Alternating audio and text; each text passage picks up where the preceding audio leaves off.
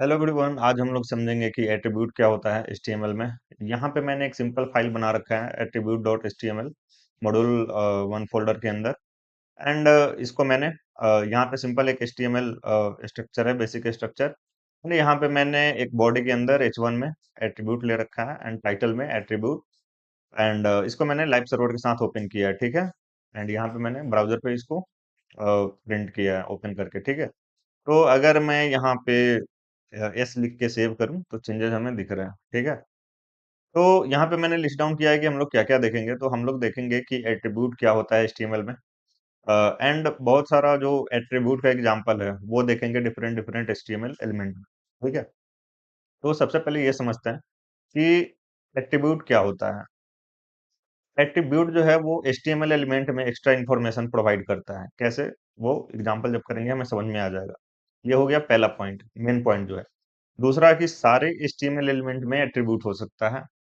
And third point जो है कि attribute are always specified in the start tag. तो जो एट्रीब्यूट है वो हमेशा एचटीएमएल के स्टार्ट टैग में प्लेस्ड होगा, जो एट्रीब्यूट है। अगर एम्प्टी टैग होगा तो क्या होगा? तो एम्प्टी टैग एक ही टैग होता है उसमें, ठीक है, स्टार्ट टैग, तो उसमें होगा। फिर एट्रीब्यूट जो है वो यूजुअली नेम वैल्यू पेयर में आता है। जैसे कि यहाँ पे आप, जैसे मैंने बताया था पिछले वीडियो वीडियो में कि ये कैरसेट एंड मतलब ये जो आप देख रहे हो कैरसेट इक्वल टू UTF-8, ये क्या है? एट्रीब्यूट है। एंड ये नेम हो गया एंड ये इसका वैल्यू हो गया, तो नेम वैल्यू पेयर में एट्रीब्यूट्स आते हैं, ठीक है। तो ये चारों पॉइंट हमने समझ लिया, ठीक है। अब एग्जांपल समझते हैं कि एट्रीब्यूट होता क्या है और कैसे वो HTML एलिमेंट में एक्स्ट्रा इन्फॉर्मेशन प्रोवाइड करता है। तो यहाँ पे हम आएंगे एंड यहाँ पे हम लेंगे इमेज टैग, ठीक है। अब ये इम्प्टी टैग है, ठीक है। एक और हम यहाँ पे ले लेते हैं पैराग्राफ टैग, ठीक है। ये इम्प्टी टैग है एंड ये इम्प्टी टैग नहीं है, नॉर्मल टैग, कंप्लीट टैग है, ठीक है। एंड यहाँ पे ले लेते हैं वेलकम टू टीचर ट्रे, ठीक है। ऐसे हमने लिख दिया यहाँ पे पैराग्राफ में। एंड इमेज के लिए क्या करेंगे? हम इमेज फोल्डर में रख के पाथ उसका देंगे तो इमेज हमें दिखेगा। या फिर जब इमेज हम बताएंगे आपको तो अच्छे से सिखाएंगे। यहाँ पे सीधा कोई इमेज का लिंक ले लेते हैं, कार्टून इमेज कोई भी। एंड यहाँ पे मैं क्या करूँगा, इसका लिंक ले लूँगा, कॉपी इमेज एड्रेस, ठीक है। एंड ये जो SRC है, ठीक है, यहाँ पे आके इसको मैं डाल दूंगा। ये काफ़ी लंबा है, देखते हैं ये आता है कि नहीं। आप देख सकते हो जो इसका मैंने क्या कॉपी किया है, कॉपी इमेज एड्रेस। कैसे किया? राइट क्लिक करके, जो भी इमेज आप देख रहे हो इस पर राइट क्लिक करो, कॉपी इमेज एड्रेस, ये आपको कर लेना है कॉपी क्लिक करके। एंड एट्रीब्यूट में आके SRC टैग, तो यहाँ पे ऐसे था, ये एम्प्टी स्ट्रिंग जो आपको दिख रहा है, यहाँ पे आके हमें ऐसे जो डबल कोट्स में हमें डाल देना है, जो एम्प्टी डबल कोट्स था। अभी देखो डबल कोट्स के अंदर कुछ नहीं है, हमने यहाँ पे डाल दिया। एंड जैसे ही हमने सेव किया था तो हमें इमेज दिख गया था। फिर से मैं दोबारा सेव करता हूँ, इमेज हमें दिख गया, ठीक है। तो ये SRC टैग जो है वो एट्रीब्यूट है, नेम वैल्यू पेयर में है, ये नेम हो गया SRC एंड उसका ये वैल्यू हो गया। तो इमेज दिख गया, तो इमेज में ये क्या हो गया? एट्रीब्यूट हो गया। ये क्या कर रहा है? एडिशनल इंफॉर्मेशन HTML एलिमेंट के बारे में। तो ये इमेज है, इमेज के बारे में। और यहाँ पे एक और एट्रीब्यूट होता है, ठीक है, जो मैं इसको नेक्स्ट लाइन में ले ले रहा हूँ। अल्ट जो है एक और एट्रीब्यूट होता है। ये क्या करता है कि अगर हमारा पाथ, एक तो हम पाथ से इमेज दिखाते हैं और कॉपी इमेज एड्रेस करके भी दिखा सकते हैं, जैसा कि अभी हमने किया। सपोज अल्ट में हमने डाल दिया कार्टून, ठीक है, ऐसे हमने डाल दिया। तो ये अल्ट मतलब अल्टरनेट, ठीक है। तो अगर हम इसको सेव करते हैं तो अभी कुछ नहीं दिखेगा। ये कब दिखेगा? जब इमेज एड्रेस या फिर आपका इमेज पाथ गलत होगा। तो यहाँ पे मैं ई कर देता हूँ, IMEGE, और अब मैं सेव करता हूँ। तो आपको इमेज यहाँ पे अभी भी आ रहा है। तो मैं क्या करता हूँ, यहाँ से हटा देता हूँ, ठीक है। अब मैं सेव करता हूँ तो देखिए इमेज गायब हो चुका है। क्यों? क्योंकि इसका जो एड्रेस है वो गलत है। एंड अल्टरनेट में क्या आया है? कार्टून। तो जब इमेज काम ना करे तो हमें पता चल जाएगा कि वो इमेज काम नहीं कर रहा है, तो इसलिए हम ये अल्ट अल्टरनेट में वैल्यू देते हैं, अल्ट जो एट्रीब्यूट है उसमें। अगर हम इसमें कुछ ना दे और सेव करें तो यहाँ पे कुछ नहीं दिखेगा, तो हमें पता ही नहीं चलेगा कि वहां पे दिक्कत क्या है, ठीक है। तो होप आपको ये समझ में आया होगा एसआरसी एट्रीब्यूट क्या होता है एंड अल्ट। ठीक है, तो एसआरसी क्या करते हैं हम लोग, इमेज का पाथ या इमेज का एड्रेस डालते हैं हम लोग ताकि इमेज हमें दिखे। फिर एक इसमें आता है हाइट एंड विड्थ। तो यहाँ पे हाइट सपोज हमने डाल दिया 200, और हम क्या करेंगे, पहले कंट्रोल जेड कर देते हैं ताकि जो हमारा इमेज है वो अच्छे से दिखे। ठीक है, अब हम यहाँ पे एक और एट्रीब्यूट यूज करें, हाइट। ठीक है, तो हाइट में यहाँ पे हम डाल देंगे 100। सेव करेंगे तो इसका हाइट 100 हो गया। ठीक है, विड्थ भी होता है, विड्थ भी आप यहाँ पे डाल सकते हो, ऐसे विड्थ लिखो एंड यहाँ पे डाल दो 50। सेव करो तो विड्थ कम हो गया।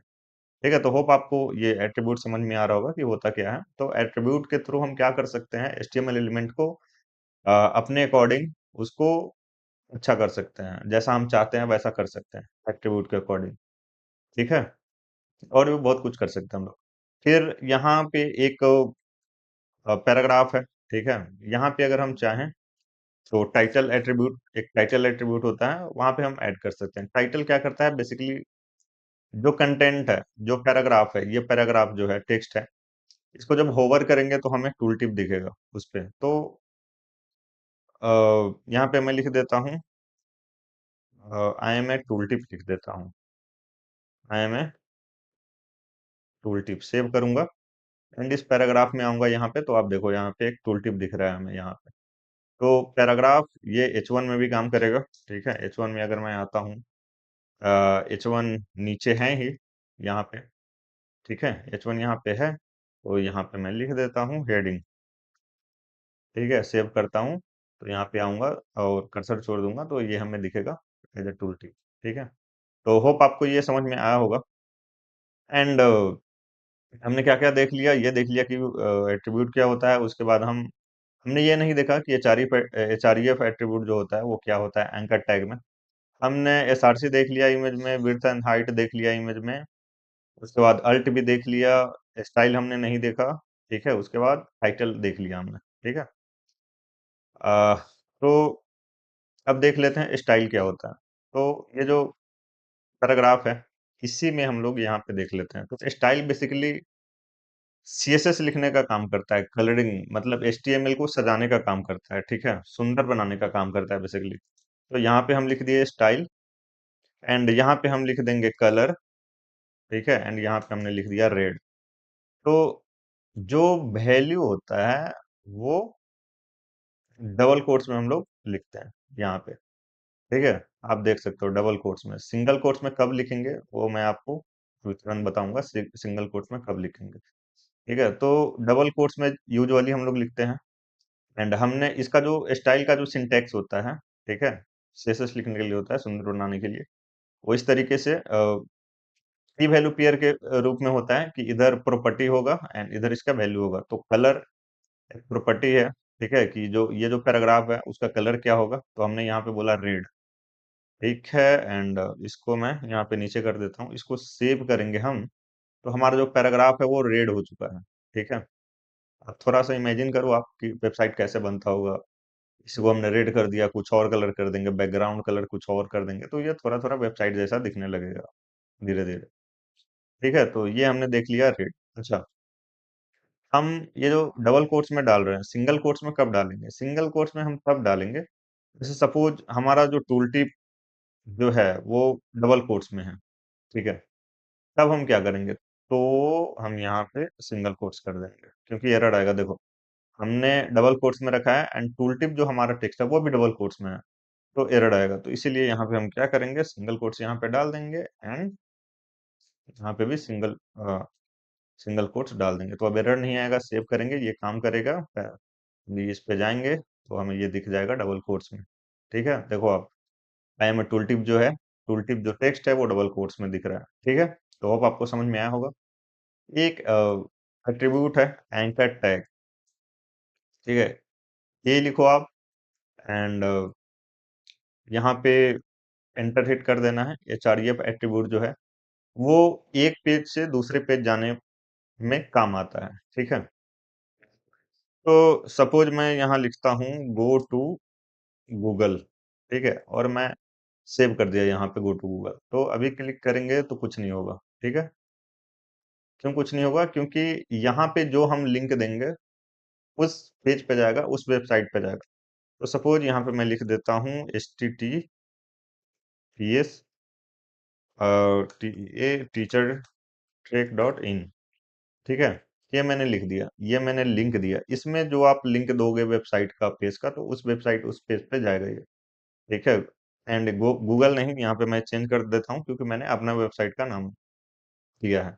तो यहाँ पे मैं लिख देता हूँ ट्रैक, टीचर ट्रैक, इसको मैं सेव करता हूँ, ठीक है? अब मैं क्या करूँगा कि इस पे क्लिक करूँगा, ठीक है? जैसे मैंने क्लिक किया, ये हम आ गए टीचर ट्रैक वेबसाइट पे, ठीक है? लेकिन एक चीज़ आपने नोटिस किया होगा कि हम उसी टैब में हैं, ठीक है? उसी टैब में हैं।